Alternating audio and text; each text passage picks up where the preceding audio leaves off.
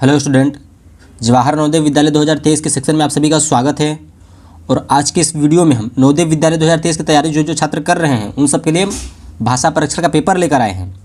अगर आप इस वीडियो को पूरा देख लेते हैं तो आपका भाषा परीक्षण में अच्छे नंबर ला पाएंगे। तो फिर आप इस सब वीडियो में अंत तक बने रहिए जिससे कि आप सबका अच्छा नंबर आ सके। ठीक है, तो इसमें 4 अनुच्छेद रहते हैं। सबसे पहले इसके निर्देश को हम पढ़ लेंगे, फिर इसके हम प्रश्नों को हल करेंगे। तो यहाँ पर निर्देश लिखा है, निर्देश प्रश्न 61 से 80 तक। आपका भाषा परीक्षण में प्रश्न नंबर 61 से 80 तक, 61 से शुरुआत होगा आपका प्रश्न, 80 तक समाप्त होगा। इस खंड में 4 अनुच्छेद रहते हैं। इस खंड में 4 अनुच्छेद हैं, तो ये समझ लीजिए कि आपके इसके खंड में 4 अनुच्छेद रहेंगे। तो जैसे पहला अनुच्छेद हो गया, तो पहले अनुच्छेद में कितना आपका प्रश्न हो जाता है, आपके 5 प्रश्न रहेंगे पहले अनुच्छेद में। उसी प्रकार से आपके सारे अनुच्छेद में जो है कि प्रश्न रहेंगे। तो प्रत्येक अनुच्छेद में 5-5 प्रश्न हैं। देखिए यहाँ पर लिखा भी है, प्रत्येक अनुच्छेद में 5-5 प्रश्न हैं। प्रत्येक अनुच्छेद को सावधानी से पढ़िए। तो आपको अनुच्छेद को बहुत सावधानी से पढ़ना होगा, ध्यान के साथ पढ़ना होगा और उसके नीचे दिए गए प्रश्नों के उत्तर दीजिए। तो आपके अनुच्छेद के बाद नीचे आपको प्रश्न पूछे जाएंगे आपसे, तो आपको उसके उत्तर देने हैं, उत्तर दीजिए। प्रत्येक प्रश्न के 4 संभावित उत्तर दिए गए हैं। तो मतलब उसके अनुच्छेद के उत्तर भी दिए रहेंगे आपको, उसी में से आपको छांटना रहेगा। तो यहाँ पर दिया है ना, जिन्हें A, B, C और D क्रम में दिया गया है, मतलब आपको A, B, C, D के क्रम में आपके उत्तर दिए रहेंगे। इनमें से केवल एक उत्तर सही है, मतलब उनमें से आपका एक उत्तर सही रहेगा, बाकी 3 गलत रहेंगे। तो आपको उसी में से पहचानना रहेगा।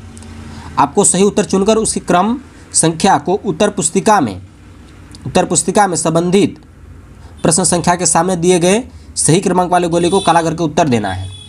तो आपको अपने उत्तर पुस्तिका में, ये आपका उत्तर पुस्तिका रहेगा, जो आपका सही रहेगा उसी क्रम में। मान लीजिए हमारा कहाँ से स्टार्ट होता है, यहाँ ये वाला प्रश्न, तो लैंग्वेज हिंदी है, तो 61 से स्टार्ट होता है, 80 तक आपके प्रश्न रहेंगे। तो आपको ऐसा आपको उत्तर पुस्तिका दिया जाएगा। तो मान लीजिए अगर आपका 61 का जो सही रहेगा उसको आपको काला करना रहेगा, नीला पेन से आपको इसको भरना रहेगा।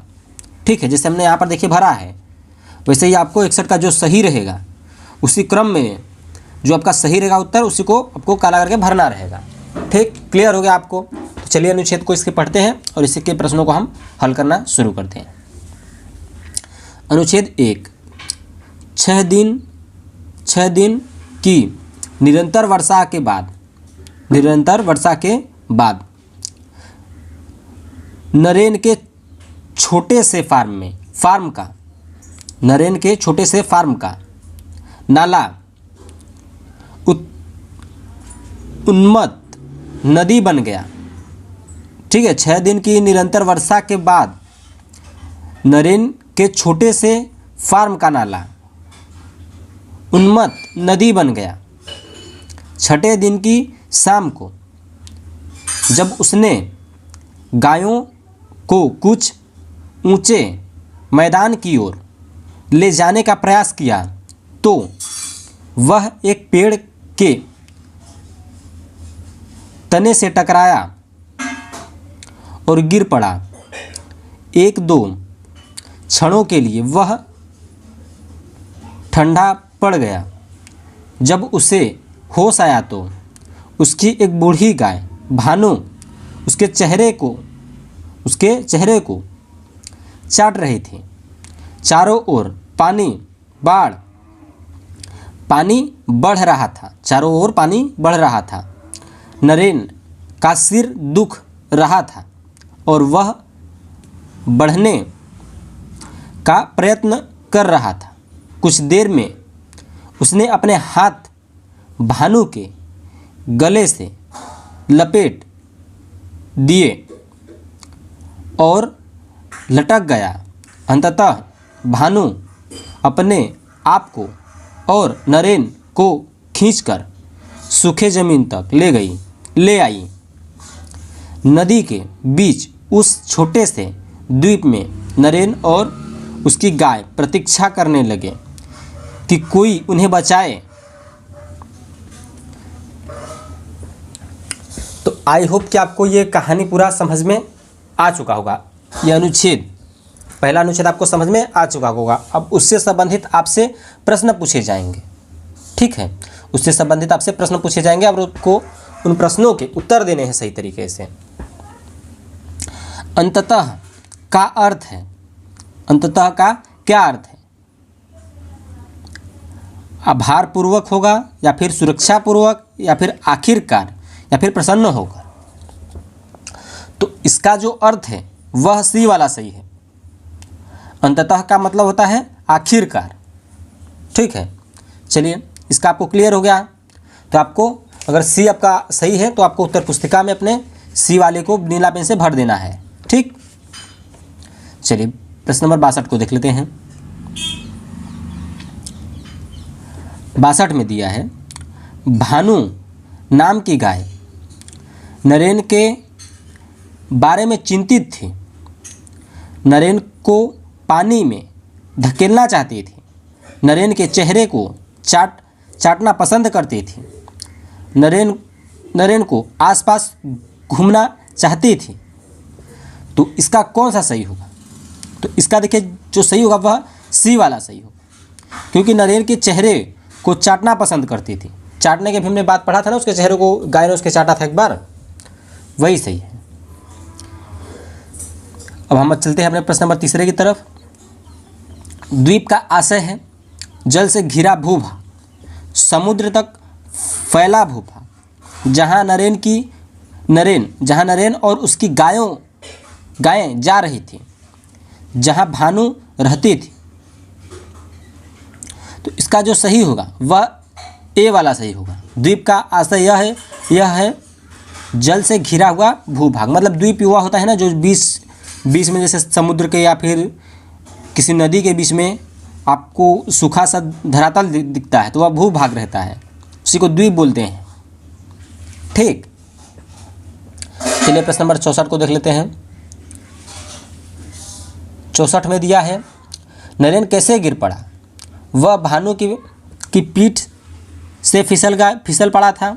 वह एक पेड़ के तने से टकराया। हाँ, यही देखिए सही होगा, यही सही होगा 64 का, बी वाला, क्योंकि वह पेड़ से टकराया था, हमने पढ़ा था।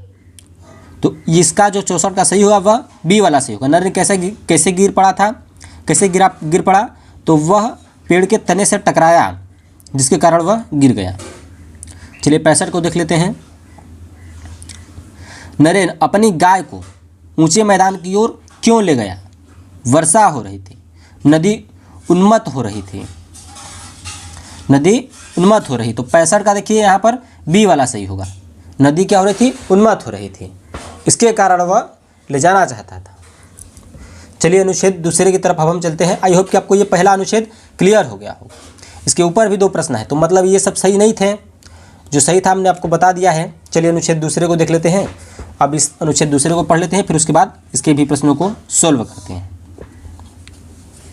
तो इस अनुच्छेद को जब पढ़ा जाएगा तो आप सब ध्यान से इसको समझने की कोशिश कीजिएगा। सुबह जब तक नानी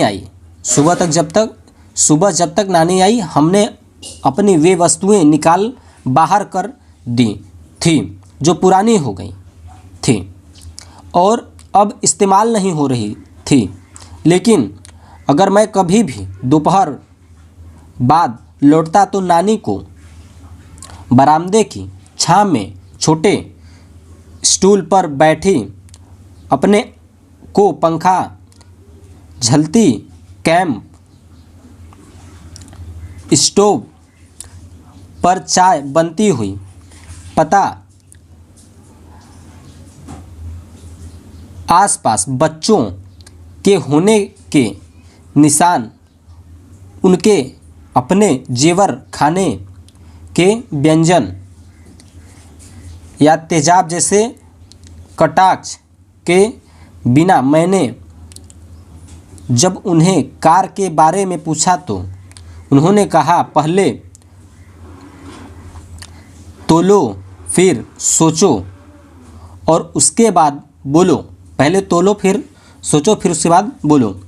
मैं उन्हें ऐसी मुद्रा में देखता जो मैंने तब कभी नहीं देखी जब मैं उसके साथ बड़ा हो रहा था। तो आई होप कि आपको ये अनुच्छेद समझ में थोड़ा बहुत आ रहा होगा। तो आप सबको वही चीज़ थोड़े और दिमाग से अच्छे से समझना है, फिर उसी प्रकार से आपको इसके उत्तर देने हैं। तो प्रश्न नंबर 66, तो प्रश्न नंबर 66 जो है, कैंप स्टोव का उपयोग होता था, किसके काम में आता था, वो आपको बताना है।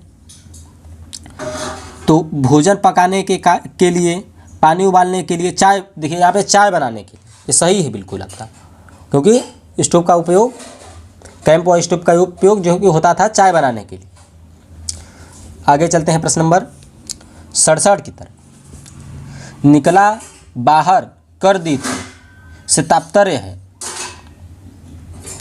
निकला बाहर कर दी से तात्पर्य है आपका दूर ले जाई गई। हाँ, यही आपका सही होगा। प्रश्न नंबर जो 67 है आपका ए वाला सही होगा। आगे के प्रश्न की तरफ चलते हैं। जब मैं उन्हें कार के बारे में पूछा, यहाँ मैंने का आशय है, मैंने का आशय है नानी ने, पुत्री ने, लेखक ने। तो यहाँ पर देखिए डी वाला सही होगा। मैंने का आशय है लेखक के लिए, ठीक है। तो आगे चलते हैं। नानी का कौन सा कार्य कहानी सुनाने वाले को सबसे कम पसंद था? प्रश्न नंबर 69, कैंप स्टोव पर चाय बनाना, कार के बारे में रुखा जवाब। तो यही आपका सही होगा, कार के बारे में रुखा जवाब, ठीक है। आई होप कि आपको प्रश्न नंबर 69 भी क्लियर हो गया होगा। चलिए 70 को देख लेते हैं। तो 70 में क्या है, नानी दोपहर बाद जहाँ बैठी होती, नानी दोपहर बाद जहाँ बैठी होती। तो प्रश्न नंबर 70 का देखिए जो सही होगा, वह गलियारे में बैठी थी या फिर बरामदे की छाया में, बगीचे में, खुले बरामदे में। तो आपका बरामदे की छाया में, ठीक है, यही आपका सही होगा। आई होप कि आपको अनुच्छेद दूसरा भी समझ में आ गया होगा। चलिए अनुच्छेद तीसरे को देखते हैं, फिर उसके बाद चौथे अनुच्छेद को देखेंगे। तो ये आपका तीसरा अनुच्छेद है। अनुच्छेद तीसरा, वेनिस इटली में उत्तर में स्थित है। वेनिस इटली में उत्तर में स्थित है, एक अनोखा और सुंदर नगर है। यह एक ही टापू से नहीं बल्कि 117 टापुओं से बना है। पत्थर के बने और पुराने लगभग 400 पुल इसके टापुओं को जोड़ते हैं, किंतु इस नगर में कोई मोटर, कार या बस नहीं है, इसलिए कि वेनिस में सड़कें, आगे चलते हैं अब हम। वेनिस में सड़कें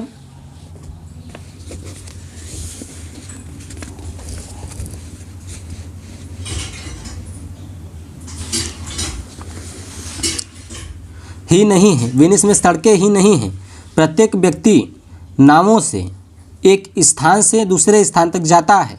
ये नावें 150 नहरों या जलमार्गों में चलती हैं। इसका पानी भवनों की दीवारों और सीढ़ियों को छूता है। वेनिस के लोग अच्छे नाविक होते हैं। उनके पास चपटे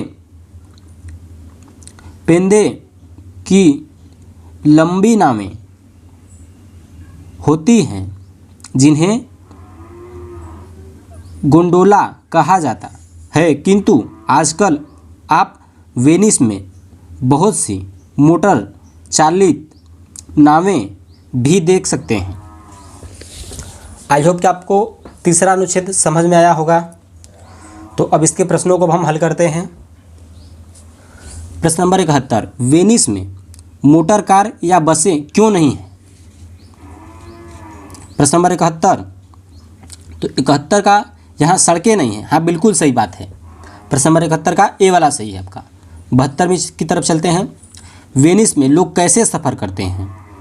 मोटर कार से, ट्रेनों से, बसों से, नावों। यहाँ पे देखिए नाव का जो बात है वह सही है बिल्कुल, नावों से सफ़र करते हैं। तीसरा, कौन सा शब्द अनुच्छेद में प्रयुक्त बहुत सी का विपरीतार्थक है? अनेक, कोई, कम, पर्याप्त। तो इसका जो सही होगा 73 का, प्रश्न नंबर 73 वह इसका सी वाला सही होगा, कम। ठीक है। प्रश्न नंबर 74, वेनिस में सड़कें नहीं हैं क्योंकि सबको नाव से जाना जरूरी है। सबको नाव से जाना जरूरी है, या फिर बी, इनमें से एक नहीं 117 टापू हैं। प्रश्न नंबर 74, और यहाँ 150 नहरें हैं। पानी भवनों की दीवारों और सीढ़ियों से को छूता है। तो प्रश्न नंबर 74 का जो हमारा सही होगा वह हमारा यहाँ पर डी वाला सही होगा। और प्रश्न नंबर 75, वेनिस नगर की प्राकृतिक बनावट के बारे में अनोखा क्या है? इसमें नावें हैं, कारें नहीं। इसमें पत्थर से बने 400 पुराने पुल हैं। इसमें पत्थर से बने 400 पुराने पुल हैं। इसमें 115 टापू हैं। इसमें सड़कें नहीं हैं। इसमें 115 टापू हैं। तो प्रश्न नंबर 75 का जो हमारा सही होगा वह हमारा यहाँ पर सी वाला सही होगा। चलिए लास्ट अनुच्छेद को पढ़ते हैं, फिर उसके बाद इसके प्रश्नों को सॉल्व करते हैं। तो ये हमारा अनुच्छेद 4 है। नीम भारत में खूब मिलता है। नीम भारत में खूब मिलता है। इसको थोड़ा सही कर लेते हैं। चलिए, नीम भारत में खूब मिलता है। संपूर्ण वृक्ष अर्थात छाल, पत्तियां और फूल में दवा के गुण हैं और अनेक रोगों की चिकित्सा में काम आते हैं। ताज़ा पत्तियों से रस निकाला जाता है। पत्तियों को पीसकर उसका लेप थोड़े से गुड़ के साथ लिया जा सकता है। घाव हो तो थोड़ी पत्तियों को पानी में उबालें। उस पानी से थोड़ा समय गर्म होने पर उससे घाव को धोया जा सकता है। नीम के तेल की 2 बूंद घाव पर लगाई जा सकती है। एलर्जी की चिकित्सा हो तो नीम उन पर होने वाली खाज को दूर करने में सहायक होता है।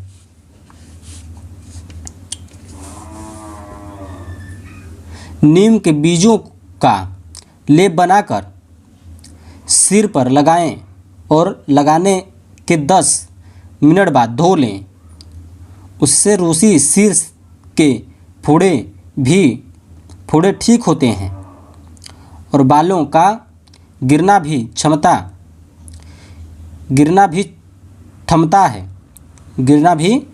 है। पीलिया में नीम बहुत उपयोगी है। शहद के साथ इसका रस दिया जा सकता है। यदि खुश्क पैरों पर विवाई फटी हो तो नीम के पानी में पैर डुबाएं। नीम की पत्तियों का चूर्ण अनाजों और दालों को सुरक्षित